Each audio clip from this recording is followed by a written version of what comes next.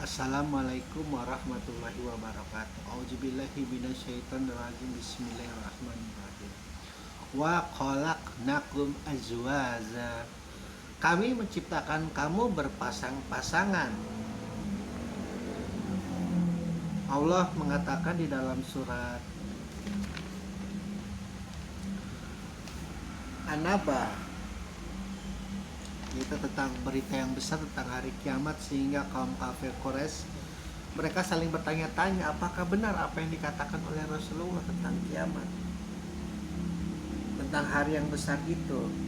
Dan ketika ada yang membantah, sekali-sekali tidak, kelak mereka akan mengetahui Allah mengatakan seperti itu.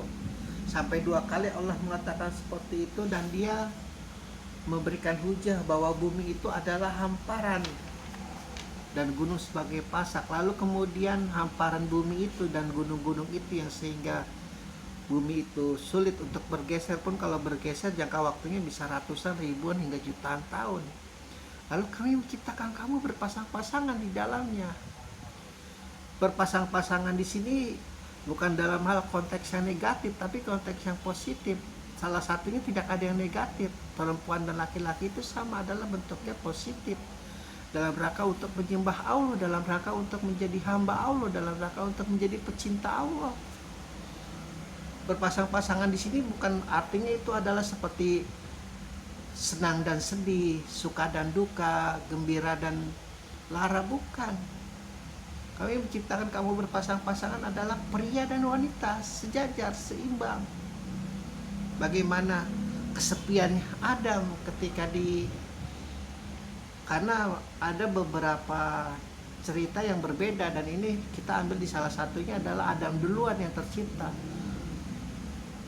Dia merasakan kesedihan, kesepian di dalam surga, meskipun surga itu luas dan indahnya luar biasa, sehingga Allah mengambil tulang rusuk Adam lalu dijadikan Hawa sebagai temannya, sebagai pasangannya, dan bukan sebagai apa istilahnya tuh ya, karena engkau tercipta kedua jadi kelas kamu rendah, kelas kamu hina, kelas kamu di bawah aku, bukan.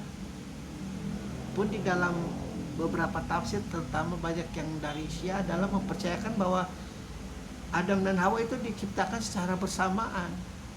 Jadi ketika daminya Adam dan daminya Hawa itu dijadikan sebuah patung di depan pintu surga pertama, Allah ingin memastikan bahwa akan ada sebuah ciptaannya, yaitu manusia yang akan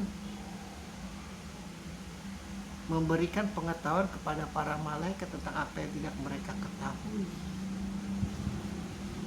Karena sebelum Adam tercipta itu sudah ada setan marakayangan, sudah ada jin, dan para malaikat itu mungkin tidak semuanya, tapi ada beberapa mungkin yang merasa ujub, yang merasa sombong.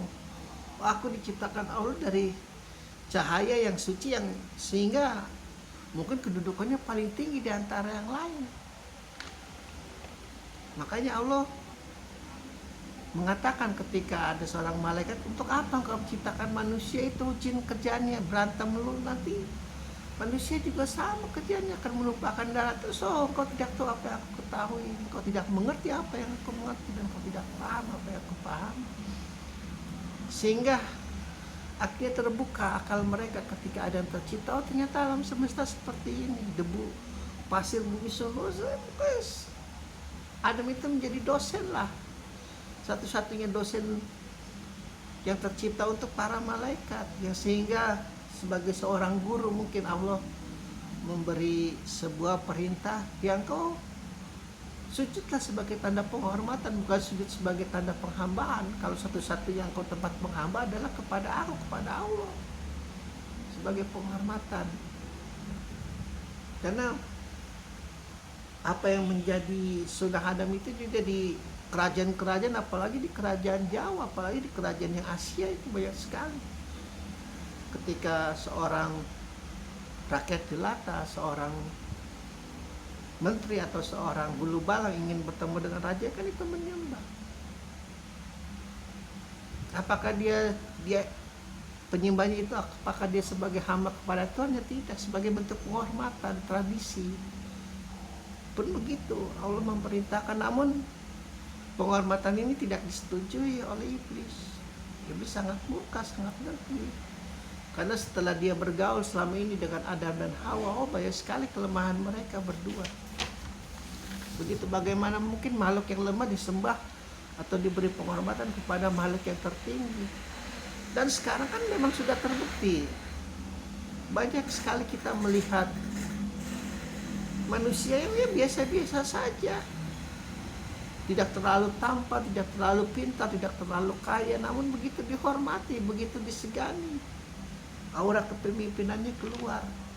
Kalau melihat hal-hal semacam itu ya sudah wajar, karena apapun itu tradisi di surga, apapun itu tradisi di neraka, itu nanti akan berimbas kepada tradisi di bumi. Apa yang terjadi di surga ya pasti akan terjadi di bumi.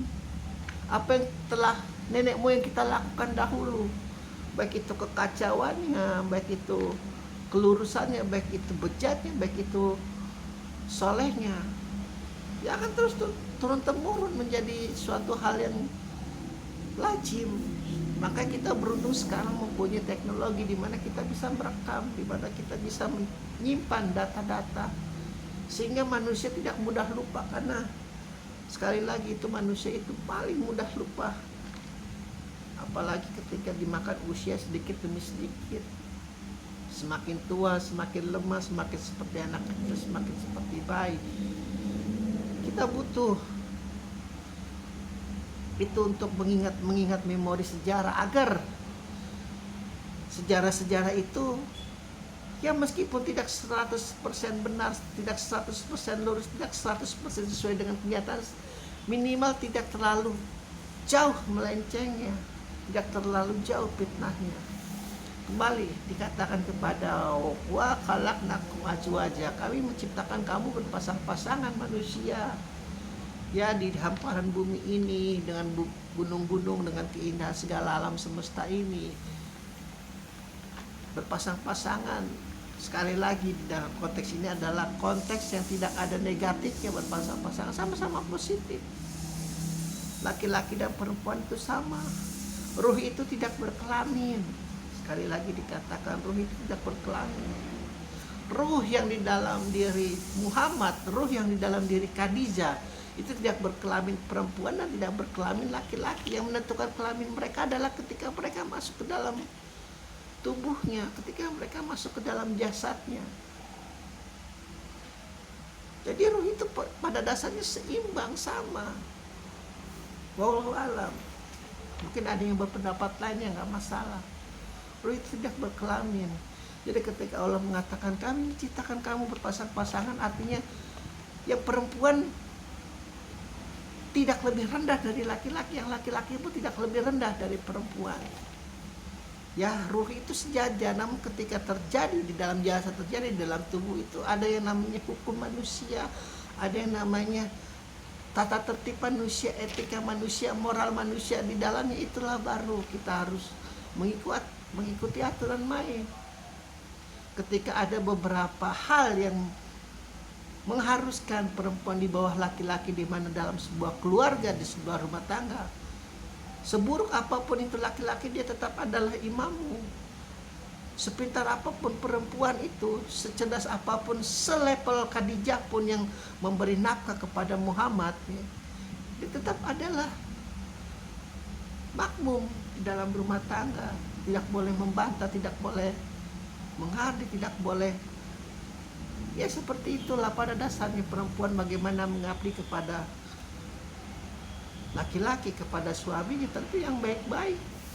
Karena Muhammad kan akhlaknya baik, Al-Quran yang berjalan. Itulah kami menciptakan kamu pasang-pasangan di dalam hal yang positif. Jadi penciptaan pasang-pasangan ini kita harus singkirkan itu tentang pasangan baik dan buruk, benar dan salah. Manusia itu Allah ciptakan berpasang-pasangan bukan dalam hal siang dan malam, baik dan buruk, benar dan salah, suka dan duka, bukan. Allah menciptakan manusia dalam bentuk yang berpasang-pasangan adalah bentuk yang dua menjadi satu. Istilah kasarnya seperti itu. Kalau bolehkan berpoligami karena dia memiliki kemampuan, yang 4 menjadi 1. Kalau dia memiliki kemampuan lagi 9 menjadi 1, nggak perlu itu jadi ada gundi-gundi. Alhamdulillahirabbil alamin.